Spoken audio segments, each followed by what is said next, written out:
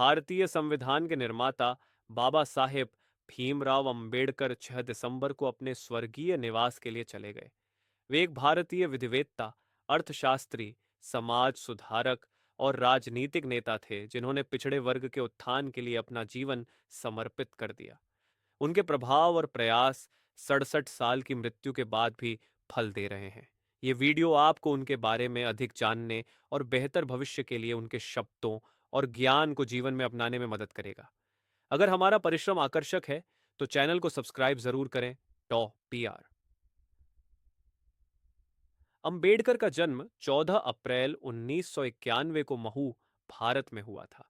वे भारतीय इतिहास में एक महत्वपूर्ण व्यक्ति थे, जिन्हें जाति आधारित समाज में दलित, पहले अछूत के रूप में जाना जाता था, के रूप में भारी सामाजिक भेदभाव का सामना करना पड़ा। उन्होंने London School of Economics, Columbia विश्वविद्यालय और बॉम्बे विश्वविद्यालय से शैक्षणिक सफलता और डिग्री हासिल करने के लिए कठिनाइयों को पार किया। अंबेडकर ने जाति के आधार पर असमानता और पूर्वाग्रह के खिलाफ बहादुरी से लड़ाई लड़ी।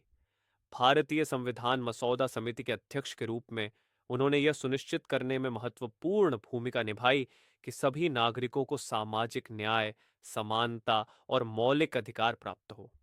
उनके योगदान के परिणाम स्वरूप अस्पृश्यता और जातिगत भेदभाव को प्रतिबंधित करने वाले खंड जोड़े गए। हाशिए पर पड़े समूहों के लिए सामाजिक आर्थिक सशक्तिकरण और शिक्षा के लिए उनकी वकालत राजनीति से परे थी। अंबेडकर ने एक समाज सुधारक, अर्थशास्त्री और न्यायविद के रूप में एक बड़ी विरासत छोड़ी है जो दुनिया भर में सामाजिक न्याय और समानता आंदोलनों को प्रभावित करती है।